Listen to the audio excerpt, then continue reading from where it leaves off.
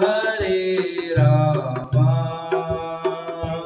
Rama Rama Hare Hare.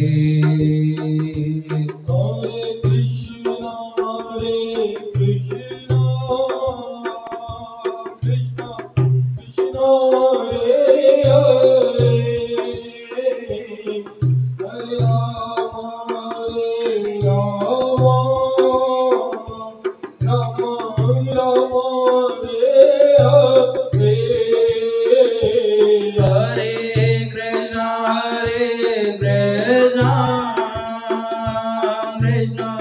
Krishna, Hare Hare,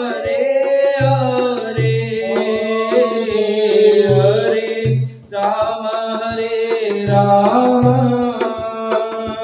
Rama Rama, Hare Hare, Hare Krishna, Krishna Krishna, Hare Hare, Hare Rama,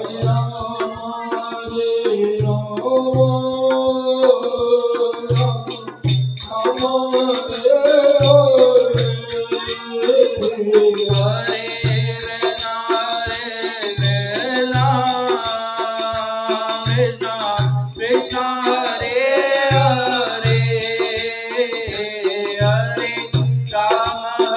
Hare Rama, Rama Rama, Hare Hare.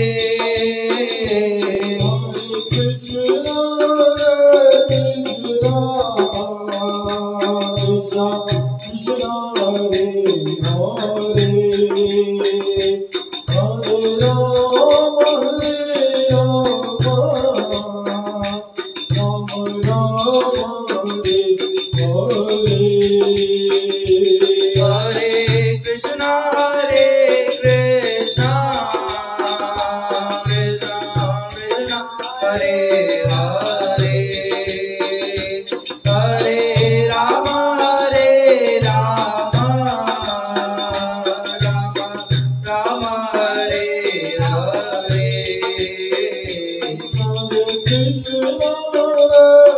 Hare Krishna, Krishna Krishna, Hare Hare, Hare Rama, Rama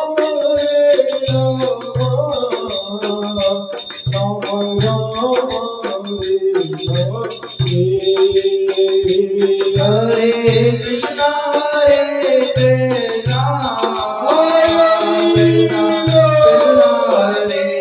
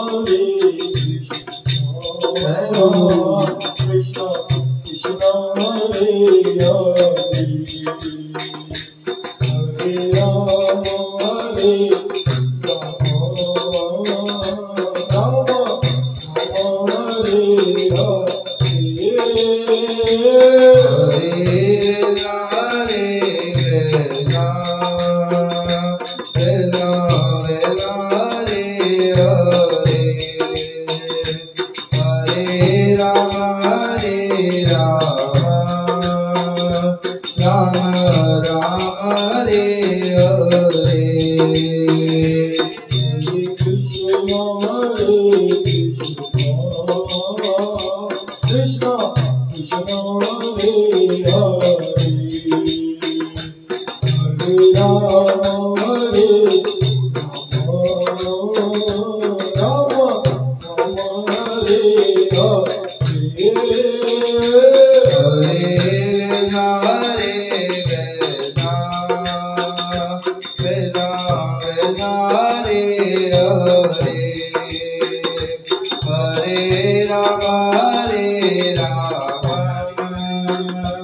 Rama Rama, Hare Hare.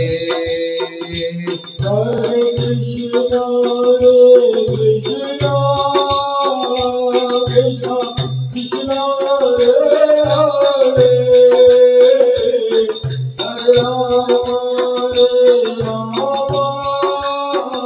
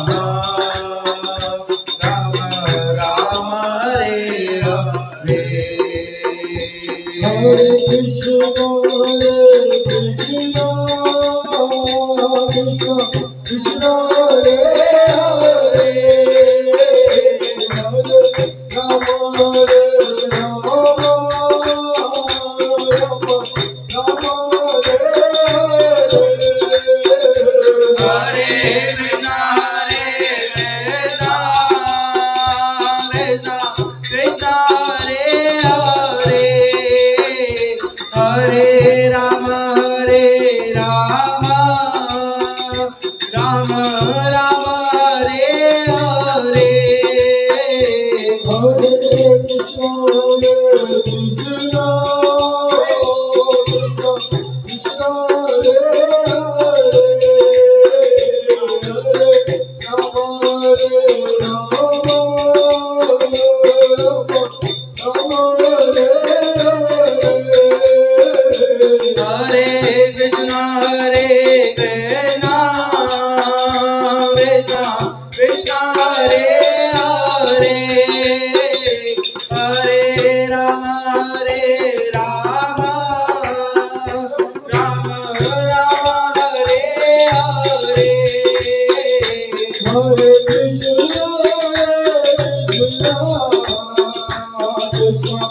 Hare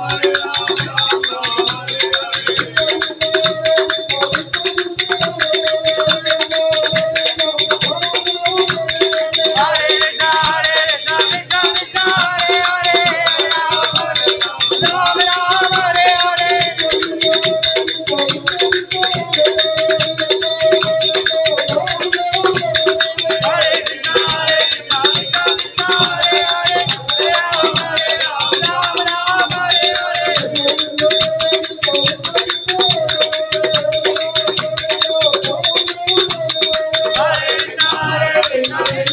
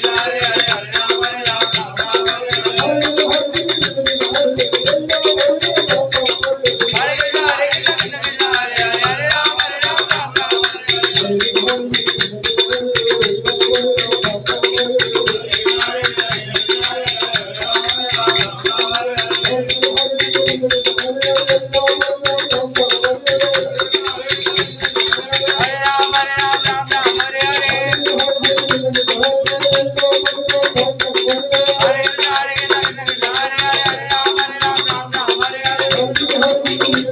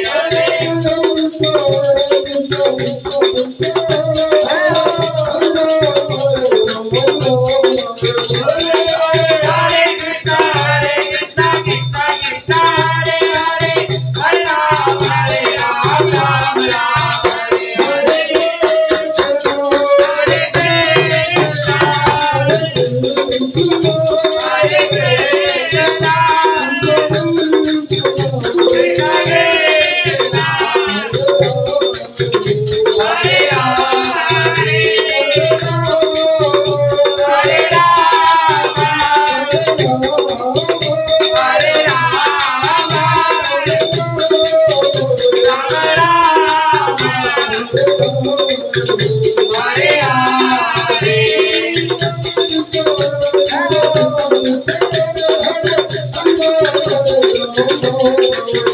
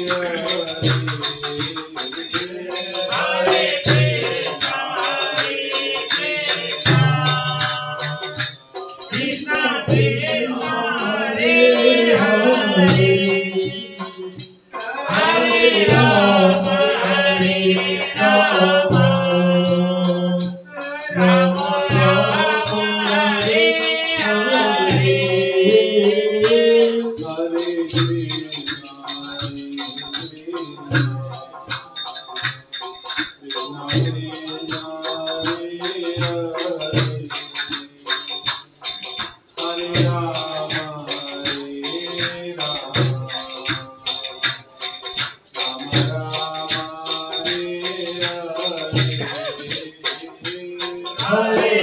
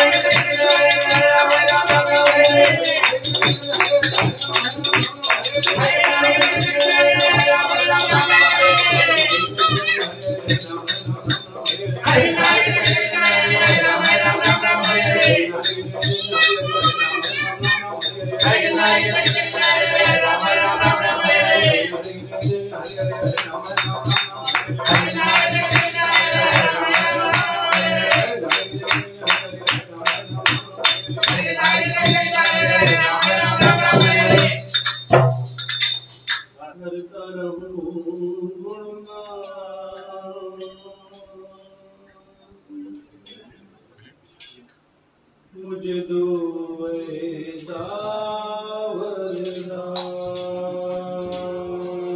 करता रहूं गुणगान मुझे तो ऐसा वरदान करता रहूं गुणगान मुझे दो ऐसा करता रहूं गुणगान मुझे तो ऐसा वरदान तेरा नाम ही जपते जपते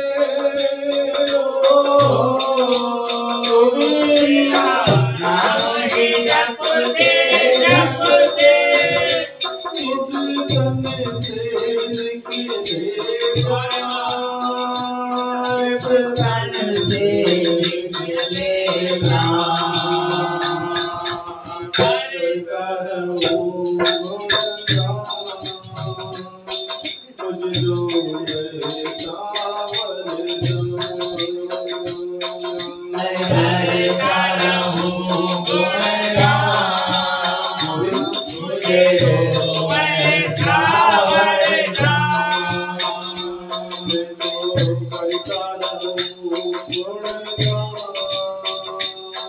मुझे जो ऐसा करता रहूं गुणगान मुझे तो ऐसा वरदान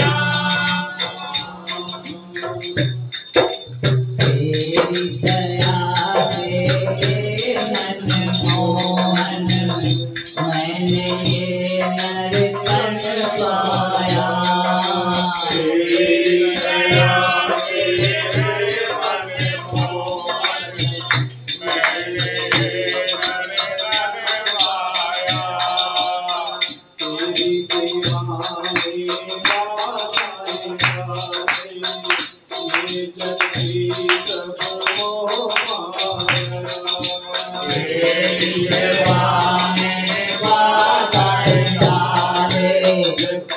जग मोह माया तेरे भी अर्ज करता कोई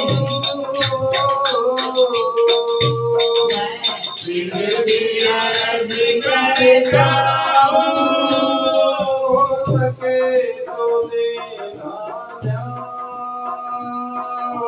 सके तो देना ज्ञान करता रहूं गुणगान मुझे दो ऐसा वरदान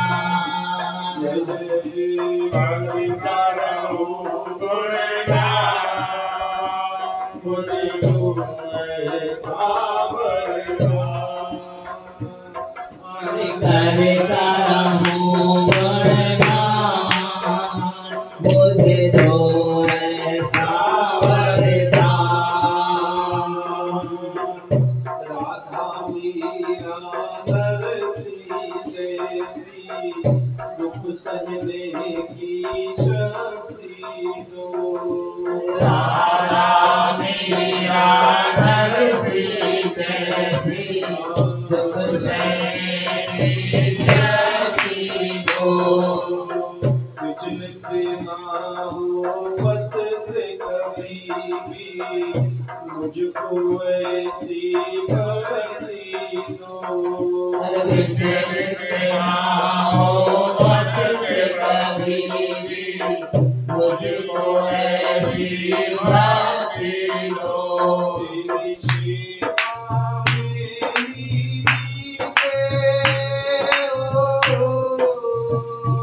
तेरी सेवा मेरी बीते इस जीवन की हर शाम इस जीवन की हर शाम करता रहूं गुणगान मुझे दो ऐसा वरदान करता रहूं गुणगान मुझे दो ऐसा वरदान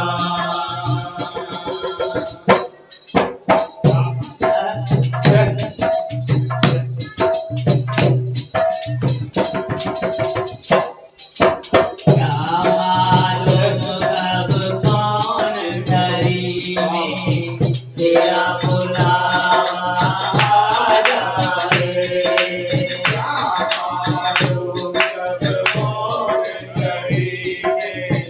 तेरा बुलावा आ जाए मेरे मन की इच्छाएं सब मेरे मन में रह जाए मेरे मन की सारे प्रभु मेरे मन में रह जाए इच्छा पूरी करना मेरी इच्छा पूरे करना मेरी घनश्याम ओ मेरे घनश्याम करता रहूं गुणगान मुझे दो ऐसा वरदान मैं तो करता रहूं गुणगान मुझे तो ऐसा वरदान तेरा नाम जपते जपते ओ तेरा नाम जपते जपते ऐसे तन से निकले इस तन से निकले करता रहूं गुणगान मुझे दो ऐसा वरदान करता रहूं गुणगान मुझे तो ऐसा वरदान करता रहूं गुणगान मुझे तो ऐसा वरदान करता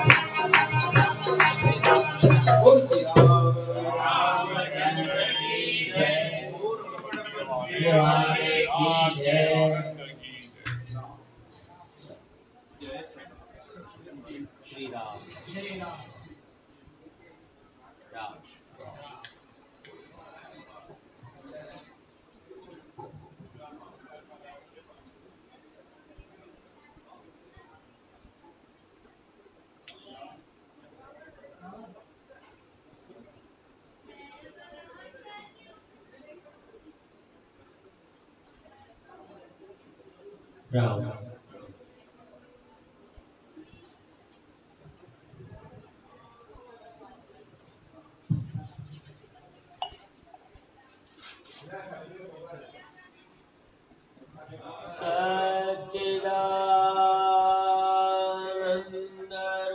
सच्चिदानन्दरूपाय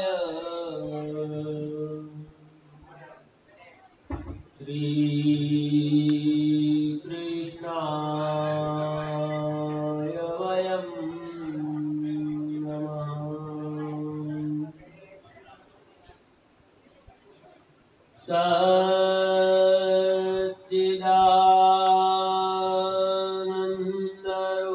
सच्चिदानन्दरूपाय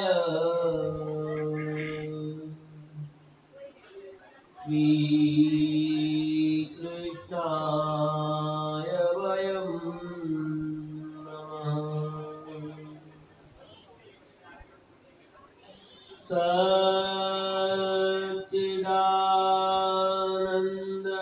सच्चिदानन्दरूपाय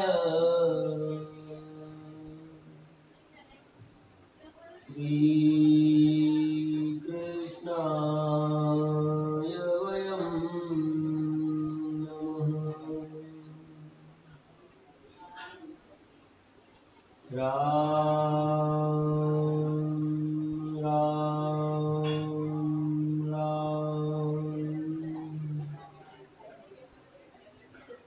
राम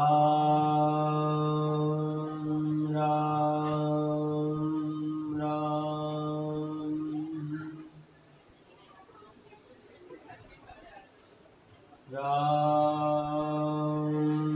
राम राम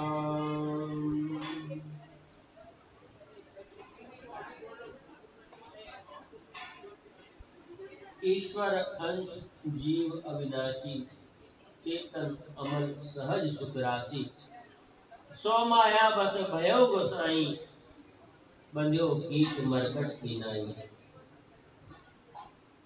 महापुरुष ने इस सिद्धांत को समझाने के लिए एक बहुत सुंदर दृष्टांत दिया है। वे कहते हैं कि बंदर बहुत चंचल होता है, वो जल्दी पकड़ा नहीं जा सकता। पारधी बंदर पकड़ने की युक्ति करता है। जहाँ बंदर घूमते होते हैं वहां वे छोटी सी हांडी में चना रख देते हैं।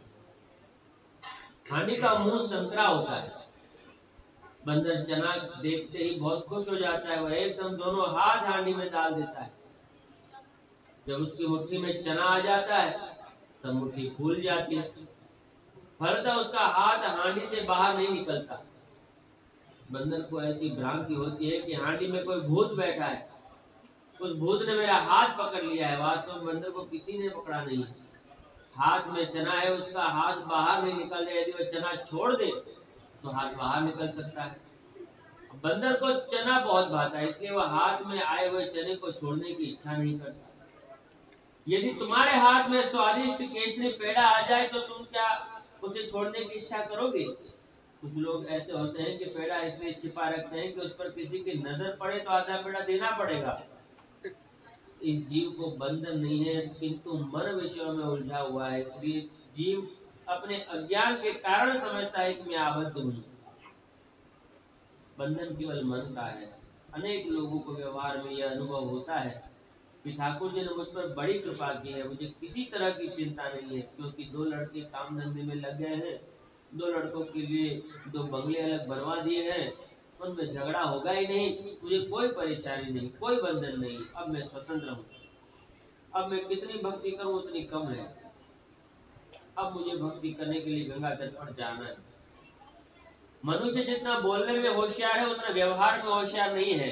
वह कहता है कि मुझे कोई झंझट नहीं है, एक पुत्री बाकी है, इसकी शादी हो जाए तो मैं तुरंत गंगा तट पर भजन करने चला जाऊंगा, वहीं अपना शरीर शांत करना है। क्या अभी आप गंगा तट पर नहीं गए? ये सुनकर कोई वृद्ध पुरुष उत्तर देता है कि मुझे तो सब कुछ छोड़ना है, किंतु ये लड़के जाने नहीं देते। ये घर में रहने के लिए ही जिद करते हैं और कहते हैं कि घर में भी भक्ति होती है। ये बात सत्य है कि घर में भक्ति होती है, लेकिन घर में रहकर सतत भक्ति नहीं होती। घर में रहने पर बालक बालिकाओं को की भी भक्ति करनी पड़ती है। घर में सारे दिन भगवान की भक्ति करना अशक्य है। वृद्ध कहता है कि लड़कों के इनकार करने के कारण मैं कहीं बाहर भक्ति करने नहीं जाता। वास्तव में उसे घर छोड़ने की इच्छा नहीं है, किंतु लड़कों को व्यर्थ अपयश देता है। जब यमराज के यहाँ से धरपकड़ का वारंट आएगा तब क्या उसे किसी प्रकार का रोका जा सकेगा? क्या यह कहा जाएगा कि लड़के जाने नहीं देते? उस समय तो यमदूत धक्का मार कर ले जाएंगे। एक दिन सब कुछ छोड़ना ही पड़ेगा। जब विवश होकर छोड़ना पड़ता है तो बड़ी तकलीफ होती है, और मनुष्य सोच समझ कर छोड़ दे तो बड़ा सुख मिलता है। उसके बिना कोई काम रुका नहीं है, किसी ने उसे बांध रखा है, फिर भी वो अपने अज्ञान के कारण स्वयं बंधा हुआ है। आत्मा को किसी प्रकार का बंधन नहीं है, बंधन तो मन को है। श्री कृष्ण लीला में ऐसी दिव्य शक्ति है कि सांसारिक विषयों में फंसा हुआ मन अनायास ही संसार को भूल जाता है। इस जगत में रहकर किसी न किसी निमित्त से इसे भूलना है और परमात्मा के स्मरण में तन्मय होना है। यही श्री कृष्ण लीला का रहस्य है। श्री कृष्ण की लीला अमृत है। मनुष्य स्वर्ग का अमृत पीने से अमर नहीं बनता, उल्टे स्वर्ग का अमृत पीने से विकार वासना की वृद्धि होती है। यदि कृष्ण कथा अमृत का पान करे और प्रभु में प्रेम जगे तो धीरे धीरे मनुष्य की वासना विनष्ट होती जाती है। स्वर्ग का अमृत पीने से पुण्य का नाश होता है, किंतु कथामृत पान से पापों का विनाश होता है। स्वर्ग का अमृत थोड़े समय के लिए सुख शांति देता है, किंतु कुछ समय पश्चात मन अशांत बन जाता है। तुम जितने समय तक कथा सुनते हो उतने समय तक संसार को भूल जाते हो। भगवान की लीला में ऐसी दिव्य शक्ति है। योगी जन जगत को भूलने के लिए प्राणायाम प्रत्याहार करते हैं। कृष्ण लीला ऐसी मधुर है कि इसमें अनायास ये जीव जगत को भूल जाता है। इससे प्रभु में प्रेम जगता है और परमात्मा के दर्शन स्मरण में तन्मयता उत्पन्न होती है। ब्रह्मा जी कहते हैं कि श्री कृष्ण की कृपा से ही श्री कृष्ण लीला का रहस्य ध्यान में आता है। भगवान की सारी लीला बड़ी अटपटी है। उसमें अनेक बार ब्रह्मादि देवता भी भ्रम में पड़ जाते हैं। प्रभु जी ने ब्रह्मा का मोह दूर कर दिया। ब्रह्मा जी बालकों और बछड़ों को ब्रह्मलोक से धरती पर ले आए हैं। वे सब मानो ऊंग में से जाग गए हैं। पूरा वर्ष का समय बीत जाने पर भी उन्हें ऐसा लगता है कि अघासुर का वध मानो आज ही हुआ है। इसलिए 1 वर्ष के बाद अपने घर पर पहुंचकर बालक अघासुर की बात सुनाते थे। इस प्रकार खेलते कूदते कुमार अवस्था बीत गई है। दोनों भाई प्रौढ़ावस्था में प्रवेश करते हैं। श्री कृष्ण ने यशोदा माता से कहा, मैया मैं बड़ा हो गया, मुझे गायों की सेवा करनी है माँ, मुझे गोपाल होना है। आज तक श्री कृष्ण वत्सपाल थे, छोटे छोटे बछड़ों को लेकर चराने जाते। अब लाला को ऐसी इच्छा हुई कि मैं गायों की सेवा करूं। यदि भगवान तुमको संपत्ति दे तो ऐसा नियम पालना कि गरीब को खिलाकर ही मैं खाऊंगा। भगवान तुम्हें यदि खूब संपत्ति दे तो गाय माता को घर में रखना, गाय माता की सेवा करना। गाय माता के श्रीअंग में सारे देवों का वास है। जो गाय माता को खुश करता है वह सभी देवों को खुश करता है। सभी देवताओं से आशीर्वाद देते हैं। हमारे सनातन धर्म में कोई भी काम गाय के बिना नहीं होता। जो घर गाय के गोबर से नहीं लिपा जाता वह अशुद्ध माना जाता है। आजकल लोगों को पत्थर बहुत पसंद आता है, सभी जगहों पर पत्थर बहुत लगवाते हैं, इससे उनका हृदय भी पत्थर जैसा हो जाता है। गाय के गोबर से भूमि शुद्ध होती है, गोमूत्र से देह की शुद्धि होती है। श्री कृष्ण को जब अब गोपाल बनना है, यशोदा मैया लाला को समझाती है, बेटा तू भी छोटा है, तू 11 वर्ष का हो जा तो तुझे गोपाल बनाऊंगी। लाला ने कहा, माँ अब मैं बड़ा तो हो गया हूँ। इस वर्ष लाला ने 6वां वर्ष पूरा किया और 7वां आरंभ हुआ है। यशोदा जी ने कहा, बेटा गौर महाराज तेरा जन्माक्षर देखकर जो अच्छा मुहूर्त बताएंगे ना, उसी मुहूर्त में मैं तुझे गोपाल बनाऊंगा। ये बात होते समय शांडिल्य ऋषि वहां आ गए हैं। लाला ने कहा, मैया मैया पुरोहित महाराज आ गए हैं, तू मुहूर्त पूछ ले, मुझे जल्दी गोपाल होना है। यशोदा माता ने शांडिल्य ऋषि की पूजा की। उनका, महाराज देखिए ना, लाला को गोपाल होने की इच्छा है, इसके लिए आप कोई अच्छा मुहूर्त बताइए ना। शांडिल्य ऋषि ने लाला के जन्माक्षर पर विचार कर मुहूर्त बताया कि कार्तिक शुक्ल पक्ष की अष्टमी तिथि को महापुरुष लोग गोपाल अष्टमी गोपाष्टमी कहते हैं। लाला को बड़ी उतावली है, कहता है, माँ अभी तो अष्टमी को 8-10 दिन बाकी है। माँ ने कहा, बेटा पुरोहित जी ने जो मुहूर्त दिया है उसे मानना ही पड़ेगा। लाला को सप्तमी की रात में निद्रा भी नहीं आई। प्रातः काल जाग गए, उन्होंने गायों की पूजा की और उनके मुंह में लड्डू खिलाया। उन्होंने गायों की प्रदक्षिणा की और साष्टांग वंदन भी किया। गाय हृदय से लाला को आशीर्वाद देती है कि हमारे गोपाल का सदा सर्वदा जय जयकार हो। श्री कृष्ण यशोदा माता को वंदन करते हैं। माता का हृदय प्रेम से भर उठता है और वे कहती है, बेटा अब तू बड़ा हो गया है, गायों की सेवा कभी व्यर्थ नहीं जाती। गायों का आशीर्वाद पाकर मेरा बालक सुखी होगा। यशोदा माता श्री कृष्ण बलराम को भोजन कराती है। वे बड़ी भाग्यशाली है, उनके हाथ, एक हाथ में बलराम है और दूसरे हाथ में श्री कृष्ण है। इस प्रकार उन्होंने शब्द ब्रह्म और पर ब्रह्म को हाथ में रखा है। ग्वाल बाल मित्र भी आ गए हैं। यशोदा माता उनमें से एक एक को समझाती है, और मेरे लाला का ध्यान रखना, अकेले यमुना जी में स्नान करने न जाए, न अकेले वृक्ष पर चढ़े, कि बहुत शरारती हो गया है, तुम सब इसे संभालना भाई। ग्वाल बाल मित्रों ने कहा, मैया जरा भी चिंता मत करना, मैं तो उम्र में लाला से 4 वर्ष बड़ा हूँ, मैं इसका हाथ पकड़कर ही चलने वाला हूँ, मैं लाला को संभालूंगा। जो जगत को संभालने वाला है उसे ग्वाल बाल मित्र प्रेम से संभालने चले हैं। कहते, माँ यदि कन्हैया कुछ तूफान भी करेगा ना तो मैं उसे धमकाऊंगा। ये सुनकर यशोदा जी कहती है, मेरा कन्हैया बहुत कोमल है, इसे धमकाना मत, इसे समझाना, ये मान जाएगा। यशोदा माता ने खाने के लिए स्वादिष्ट सामग्री दी है और कहा है कि भूख लगने पर तुम सारे मित्र एक साथ भोजन करना।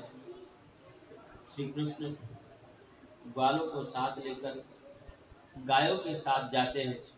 यशोदा माता ने एक ब्रजवासी से कहा कि आज तक कृष्ण बछड़े लेकर यमुना जी के किनारे जाता था, अब वह गायों को लेकर दूर दूर तक जाएगा।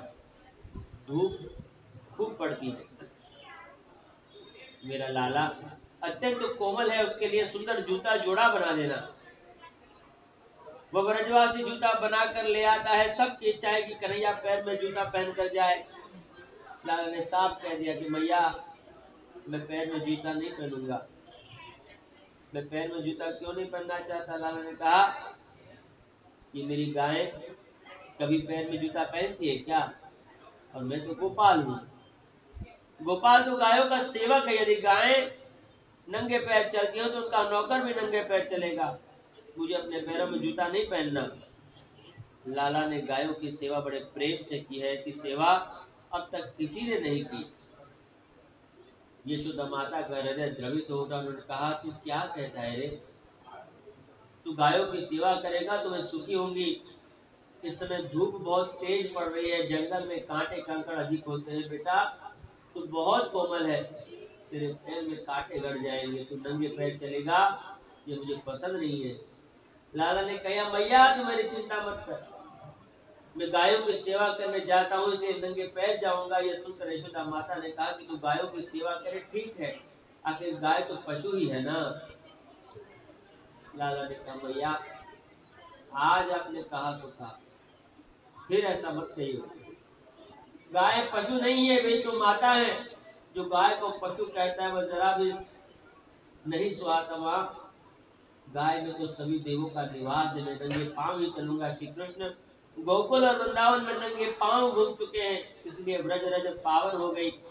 महापुरुष व्रज रज का अपने ललाट पर तिलक करते हैं। व्रज रज मन को शुद्ध करती है। श्री कृष्ण आज गायों को लेकर तालवन में पहुंच गए हैं। वे वहां अपने ग्वाल बाल मित्रों के साथ खेलते हैं। तालवन में बेर कैंथ आदि पेड़ है। बालकों ने लाला से कहा कि मुझे ये फल खाने की इच्छा है। लाला ने कहा जरूर फल खाओ। बालकों ने कहा कैसे खाएं? यहाँ एक राक्षस रहता है, उसकी शक्ल गधे जैसी है, तो लोगों को बहुत सताता है। तालवन ये समाज की सार्वजनिक संपत्ति है। धेनुकासुर बहुत दिनों से यहाँ पर रहता है। वह जबरदस्ती यहाँ का मालिक बन गया है। जो समाज की संपत्ति पर अधिकार करता है वह गधा बनता है। यदि कोई तालवन के फल खाए तो धेनुकासुर उसे मारता है। फल भले ही सड़ जाए, क्योंकि धेनुकासुर उसे खाने नहीं देता। यदि घर में कोई वस्तु बिगड़े तो उस वस्तु का अभिमानी देव उसे शाप देता है। प्रत्येक वस्तु का एक एक अभिमानी देव होता है, इसलिए घर में कोई वस्तु खराब न हो, ऐसा उसका सदुपयोग करो। जो उसका सदुपयोग नहीं करता वह दरिद्र हो जाता है। इतनी सावधानी रखना कि एक कण का भी दुरुपयोग न हो। एक कण से अनेक चीटियों का पेट भरेगा। बालक कहते हैं लाला हमें फल खाना है, किंतु धेनुकासुर मारता है। बलराम जी ने कहा तुम सब निश्चिंत होकर फल खाओ, वह राक्षस आएगा तो मैं देख लूंगा। ग्वाल बाल मित्र फल खा रहे थे, उसी समय धेनुकासुर क्रोध से आग बबूला होता हुआ वहां पहुंचा। बलराम जी चौकन्ना होकर उसे देखते हैं। उसका पैर पकड़कर एक गोल गोल गोल गोल चक्कर फिराते हुए उसे धरती पर पटक देते हैं। धेनुकासुर मर जाता है। सब बालक दाऊजी महाराज की जय जय बोलते हैं और वे श्री कृष्ण कन्हैया लाल की जय, श्री कृष्ण बलराम की जय। धेनुकासुर का यह देहाभिमान है, उसे बलराम जी मारते हैं। अनेक जन्म का यह देहाभिमान इतना मजबूत हो गया है कि जीव यह समझता है कि शरीर मैं हूँ, जबकि तुम इस शरीर से पृथक हो। मनुष्य यह नहीं कहता कि मैं ही शरीर हूँ, वह यह कहता है कि मेरा शरीर है। इस शरीर से आत्मा पृथक है। शरीर को आत्मा समझना ही देहाभिमान है। जो शरीर के सुख को अपना सुख और देह के दुख को अपना दुख समझता है, अर्थात शरीर को आत्मा समझता है, वही राक्षस है। आत्मा इस शरीर से भिन्न है। आत्मा उस परमात्मा का अंश है। इस सिद्धांत का चिंतन अपने फुर्सत के समय में अवश्य करो। ये सोचो कि मैं परमात्मा का अंश हूँ, मैं शरीर नहीं हूँ, बल्कि इस शरीर से भिन्न हूँ। इस देह का सुख मेरा सुख नहीं, मैं परमात्मा का अंश हूँ, इसलिए मुझे प्रभु के चरणों में जाना है। ऐसा समझने वाला ही भगवान की भक्ति करता है। जो शरीर को आत्मा समझता है वह संसार सुख में फंसा है। इस शरीर से आत्मा को पृथक करो। जो शरीर से आत्मा को पृथक समझकर व्यवहार करता है उसी का पाप छूटता है, वही भगवान की भक्ति कर सकता है। ये देहाभिमान साधारण ज्ञान या साधारण भक्ति से नहीं छूट सकता, क्योंकि यह अनेक जन्मों से बुद्धि में दृढ़ होकर बैठा है। जिस प्रकार देहाभिमान दृढ़ है, उसी प्रकार भक्ति भी दृढ़ करो। सतत भक्ति करने की आदत डालो। बलराम जी शब्द ब्रह्म के स्वरूप है। जो शब्द ब्रह्म की उपासना करता है उसका देहाभिमान छूट जाता है। आज बलराम जी ने बहुत बड़े राक्षस को मारा है। श्री कृष्ण अपने ग्वाल बाल मित्रों के साथ घर लौटते हैं। लाला ने आते समय विचार किया कि कल मुझे कालिया नाग की खबर लेनी है। मेरे बड़े भाई शेषनाग के स्वरूप है, वे कालिया नाग के जाति भाई हैं। मैं यदि उनको मारने जाऊं तो बड़े भाई उसका पक्ष ले लेंगे तो क्या होगा। लाला की ऐसी इच्छा हुई कि कल यदि बड़े भाई साथ ना आए तो अच्छा है। भोजन करने के बाद श्री कृष्ण और बलराम बिछौने पर लेटे हैं। यशोदा माता उनके पास बैठी है। उस समय लाला ने बड़ी चतुराई से हंसना शुरू कर दिया।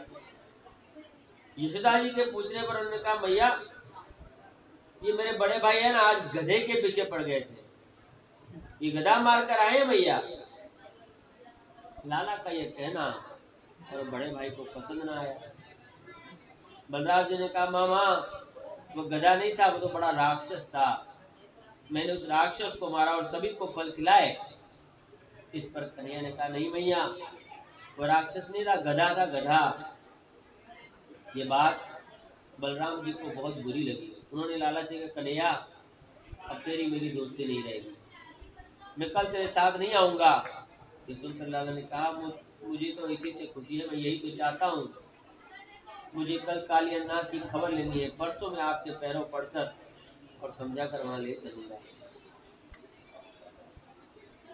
दूसरे दिन बलराम जी गुस्सा होकर घर रह गए हैं।